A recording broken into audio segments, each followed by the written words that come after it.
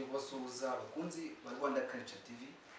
Uyu ni wa mwanya mugezweho ikiganiro gitandukanye n'ibindi musanzwe muzi ko gifite umwihariko utangaje cyane twakumwigiramo byinshi cyane. Ariko mbere yuko dutangira icyo kiganiro reka mbanze mbabwire abo turi kumwe, nanjye ubwanjye nivuge. Amazina yanjye ni Ishimwe Clement, bakunda kunazira Crex. Wandi kumwe n'abasore n'inkumi b'inkorokoro, reka nabo batwibwire kugira ngo twande dukomeze. Nanjye nk'intore banyita Ishimwe Patrick, kandi tuzajya tuganira ku bintu byinshi. Reka ntatinze mu magambo nk'ijambo shalon. Shalon, baramutse neza. Ngayibwire abateze amatwi ndetse n'amaso iki kiganiro cyacu. Murakoze manje kubashimira, nabwo mbashimira cyane n'abakoze subscribe bari kudukurikirana kano kanya. Y'amazina yanjye bitwa Mutunasi Shalon, abantu n'ijye kugira mbana namwe kenshi cyane gashoboka ibintu bigiye bitandukanye, n'ikindi mu kanya bafitiye agashya. Gayo nguko rero abasore bandi ati tubafitiye agashya. Reka tudatinze kandi dushimire bamwe mu bagize igitekerezo cyo kutugeraho bagatuma dutera intambwe nk'ingi yo kubategurira ibiganiro nk'ibingibi biryoheye amatwi n'amaso yanyu. Reka Shalon, uratembereye uragenda ureba bitandukanye, ubu hagera n'abakubenguka. Tubwire kubakubutse. Hari abambengutse bampereza hano ubutumwa ngomba kubagezaho, nabo kuri branch boutique baba bakabacuruza amavuta, isabune, shampoo, ibintu bigiye bitandukanye bya mowa. Waba ufite ibiheri byinshi mu maso, bagane bagufashe, ibiheri byawe rwose birashira. Ese waba ugira ikibazo cyo kuzana ibyuya byinshi mu maso ugatutubikana, cyangwa se ukaba ugira ikibazo cyo kumagara mu maso, ibyo byose rwose barabikemura. Rero bakorera muri chic, akaba ari boutique bita Blanche. Nanone utabashije kugerayo ushobora guhamagara kuri 0788 16 12 989. Kandi n'ikindi, nubwo waba uhamagaye nabwo utari bubashe kugerayo, ushobora kubabwira bakakudrivingira ibyo waguze, bakabikuzanira wowe mu rugo nta kiguzi, nta kindi bagucira uretse kuba waguze ibikoresho byabo ibyo byonyine. Ubwo rero namwe nimba urifuzaho nagize urabona kabiri mfite kabarakije. Ngayo nguko rero, ukeneye abatahira, ukeneye abantu bakuririmbira mu makwe, ukeneye abantu bakudirectingira abakinnyi ba filime, tugane. Hamagara kuri 0788 14 72 235 turagufasha. Bidatinze tugiye gutangirana n'ikiganiro cy'umuco. Patrick, umusesenguzi dufite, tubwire wadutegura iki se kuno munsi? Kuno munsi ni ibisanzwe kandi ni ibintu bitangaje ndetse n'ibintu by'agashya. Tugiye kureba umuco. Abantu duhora tugata umuco, ariko ugasanga umuco duhora tuvuga uratandukanye, nta nubwo tuwiyumvamo. Ariko hano turasanga ko niyo waravukiye muri Uganda ariko uri umunyarwanda, umuco w'abanyarwanda ukurimo, nubwo ugeze utabizi ariko karagasigisigi ko umuco kakurimo. Uyu munsi nk'uko mbaze kubivuga, nuko channel yacu yitwa Rwanda Culture TV, kandi mbarekera kuyikurikira babwira ngo mukore subscribe, share ndetse na comment, mutsindira ibihembo byinshi bagenzi banjye baze kubasobanurira. Uyu munsi niyo mpamvu nagenda tembera nganira n'abasaza, negera basogokuru, negera n'abakorambere bamwe bakiriho mu buvi, nakwita twebwe turi ubuvivi bwabo, ubwo ni basogokuruza, baranganira bambwira ku muco. Umunsi no tujyagana tuvuga ngo tumenye umuco wacu. Ese ubundi umuco ni iki? Umuco w'abantu batuye igihugu runaka aba ari imbumbe utakwitiranya n'abandi, bibaranga ko ari abo banyagihugu. Nk'abanyarwanda bafite umuco wabo batandukanya n'abanyakongo ndetse n'abarundi, akaba ari umuco wabo. Noneho umuco ni urwunge rw'imitekerereze, imigenzereze, imyifatire yihariye y'abantu mu mibereho isanzwe, mu myidagaduro ndetse n'iyobokamana. Ibyo byose bikabiranga umuco. Noneho umuco ni umurage dukomora ku bakurambere, umwihariko w'abantu baba bafite ubatandukanya n'abandi. Noneho mu muco nyarwanda ugaragara mu bintu byinshi, ariko turavugamo bimwe by'ingenzi: ururimi n'ubuvanganzo, guhererekanya ibyagezweho nabyo turebana mu muco, muzika n'imbyino, ubupfura, ubukorikori n'imyuga ndetse n'imyizerere. Ibyo nabyo bigaragarira hehe? Mu muco. Reka noneho turebe guhererekanya ibyagezweho, nabyo n'ishyigikiramuco. Mu muco nyarwanda ababyeyi bitwararikaga ku bana babo mu kubaraga, mu kubaganiriza. Ugasanga nimba ari umubyeyi ufite wenda abo bana umubyeyi wabo akaba yarapfuye, abasigaranye, ugasanga ari kubigisha ku mateka, ari kubasobanurira iwabo. Ugasanga nimba ari abakobwa yabicaje, nimba ari umudamu akabwira ibyo umukobwa yagombaga gukora, ndetse bitandukanye n'iki n'abahungu. Ibyo nabyo byarigaragaraga mu muco. Noneho mu muco ikindi turibuze kubonamo wagaragaraga mu mbyino. Mu mbyino nyarwanda twabonagamo ko hari harimo intore zakunda guhamiriza, aricyo baziziho, ndetse n'abakobwa nabo babyinaga bagatega amaboko bakavuga ngo ni amahembe y'inka bitaga inyambo. Ibyo nabyo tubonaho mu mbyino. Noneho izo mbyino zagaragaza gushimisha abanyarwanda ndetse n'abandi batanyarwanda, bati iki gihugu gifite umuco wacu, kandi uwo muco natwe tugira ngo tuwusigare nk'urubyiruko rurimo ruravuka muri iki gihe, tutazi amateka ariko tugenda tuyasoma uko yari ari. Noneho ikindi twabonyemo mu muco banganiriye, twabonyemo ubupfura. Ubupfura ntabwo ari ukuvuga ati Shalon mu muryango w'iwanyu uri imfura, ati ibyo ngibyo bituma nizera ko ndi iki, mfite ubupfura. Ariho baca umugani ati ubupfura buba mu nda. Kuba ubupfura bwabaga mu nda byari ukuba uri umuntu w'indashyikirwa, uri umuntu nakwita umuntu w'umugwaneza, umuntu ugira ibanga. Ibyo byose bikaba byaravuga ko umuco ubupfura buba hehe? Buba mu nda.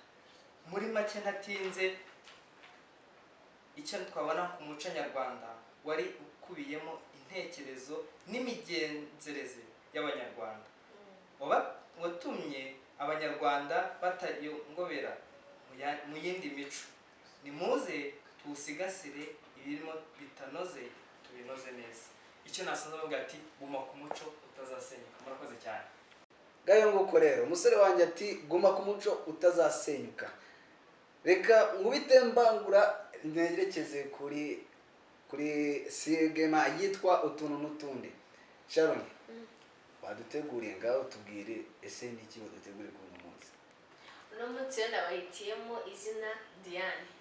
Diane ni izina ngiye kubasobanurira kugira ngo nimba ufite inshuti, ufite umuvandimwe, ufite umusheri se witwa Diane, umenye uburyo agiye umwitwaraho, cyangwa se niba ufite n'umwana wawe umenye ngo agiye imyitwarire neza, agira karagiteri zimeze gute, kugira ngo ubashe kubigenderamo neza.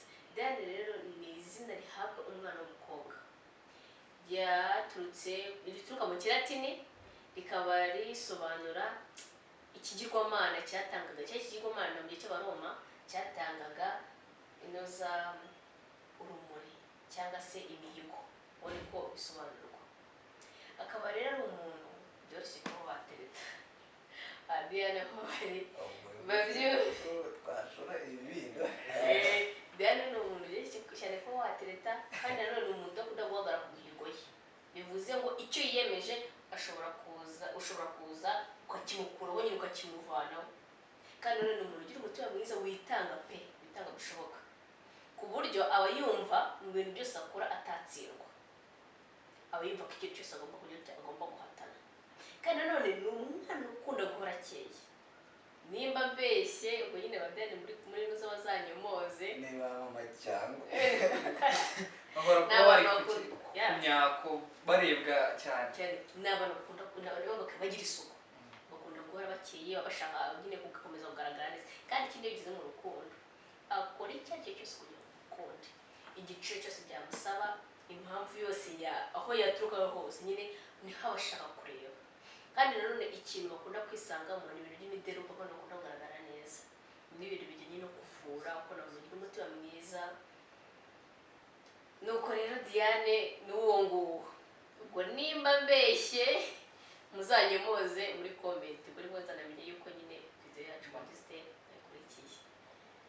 Diane ngaho aha ngo Diane wowe ushaka kubinda, dore umenye ko Diane rero ashobora kuba batafata.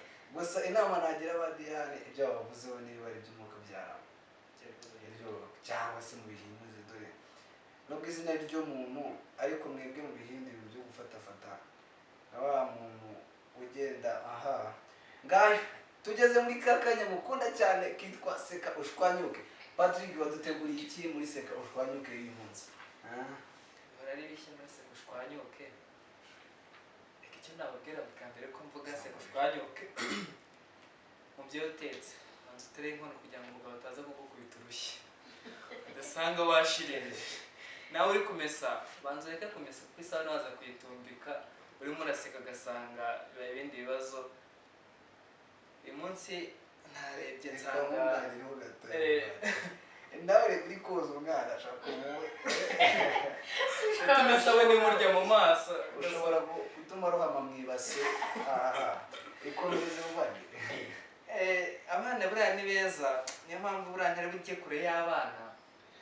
Ko umubyeyi rimwe yegera umwana ati buriya hari isomo rijya ritunanira ry'imibare, yegera umwana ati mwana ati banguka hano uze twige.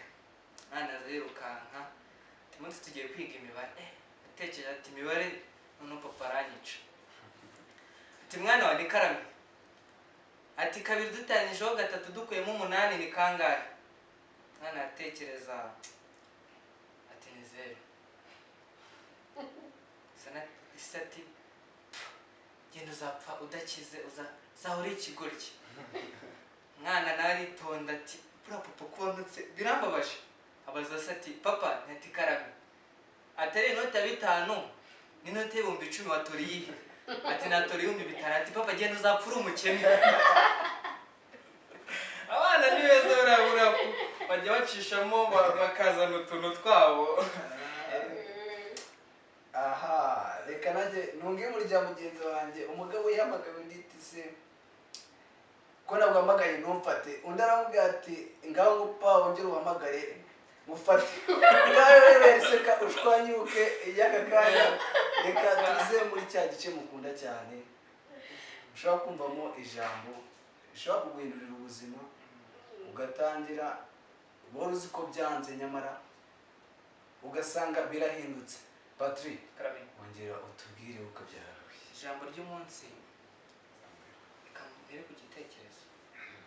Hari umwami, urabona umwami ni umuntu ukomeye cyane. Umwami arangira aricaza ateranya abo bafatanyije kuyobora agati, ese ni irihe jambo shaka kuzajya nkora numva naba mbabaye naba nishimye iryo jambo rikajya rihora rimpumuriza. Abandi biru baratekereje ati we bambwira ko azahora ku ngoma yamufasha. Kasanga umwe agatekereza kagatirika reka ese ejo bundi habaye intambara bamukuraho. Ariko umwe aratekereza andi ati nyagasani ati ijambo wahora utekereza kandi mu bihe bibi ukaritekereza no mu bihe byiza ukaritekereza ati siko bizahora. Ati kandi ntango midahamuka siko bizahora. Nimba ubaye mu buzima bubi ntabwo ariko bizahora. Nimba ubaye mu buzima bwiza ntabwo ariko bizahora. Bizaterwa nuko uzabyitwaramo ukava mu bihe bibi urimo, ariko nimba uri mu bihe byiza ugakomeza kujya gute kuguma mu bihe byiza. Nanone waba uri mu bihe byiza ukivuga ko ari igihe isaha n'isaha wajya mu bihe bigize bite bibi, siko bizagera gute siko bizahora. Icyo nakubwira aho dukurikiye ntabwo ariko bizahora, sibyo? Nimba ubabaye nimba wishimye zirikana yuko isaha n'isaha ibihe byaguhindukiraho, ariko icyo nakugiramo inama nuko ibihe byaguhindukiraho ugana mu byiza uva mu bibi. Rero wowe wadukurikiye icyo nakubwira cyo kugira ngo ubone video zindi zikurikira. Kora subscribe, utange comment, utubwire ibyo twakongeraho ku byo wifuza ko byakugeraho, kandi ikindi byo tubabwiye cyo buri munsi bizajya biba ari akagaruka kandi biryoshye kurenza ibya mbere. Ikindi gitoya twavugaho, niba hari ikintu ufite amatsiko ushaka kumenya, ushobora kutwandikira kuri WhatsApp yacu cyangwa se ku numero igendanwa isanzwe, ukaba watanga ikibazo cyawe ushaka ko ubutaha tuzavugaho, twagusobanurira amagambo arambuye. Icyo dushobora ko twanavuze na hano ukaba utasobanukiwe neza 100%, bati se mwazongera ukakidusubiriramo tukacyumva neza, cyangwa se mukagira ibyo mwongeraho. Bivuze ngo ndaba ngo turabunganiza, mugomba kutubwira ibyo mukeneye, natwe tukagira ute tukabahereza ibyo mukeneye, sibyo? Ikindi byo ngibyo ko byakugeze kuza muri comment. Tudatinze niyo nimero twayibabwira rero 0781147223 ndetse bakaba baca no ku rubuga rwacu rwa Rwanda Culture TV, ariyo email yacu bakatwandikira. Clement, ndabizi banezerewe kandi bishimye, reka nk'intore cyane reka tugire dusoze maze tubararikira kugira ngo bakurikirane kandi babona ibihembo bigiye bishimishije. Uzakora share nyinshi akazatwereza screenshot kuri ya nimero WhatsApp twavuze haruguru, ubundi akazabona ibihembo bigiye bitandukanye. Icyo nababwira cyo ikiganiro cy'umuco ndakagaruka kuri Rwanda Culture TV, kandi wibuke gukoresha MoApp kugira ngo ugire uruhu rurayabagirana nk'uru rwanjye. Ciao ciao. Ahantu rero warusanga nanone wasanga iyi ni isabune, n'amavuta y'abana, nanone uri umugabo enga wayisiga, nayo mu mutwe, nayo mu mutwe. Bivuze ngo mu gihe ukeneye amavuta aturuka muri MoApp, ugifite ikibazo cy'uruhu, hamagara kuri 0716121989 cyangwa se ukajya muri chic kuri branch boutique, bakaba baguhereza amavuta n'isabune bitewe n'uko uruhu rwawe rumeze. Igisigaye urakoze, nta gutaha. Ciao ciao.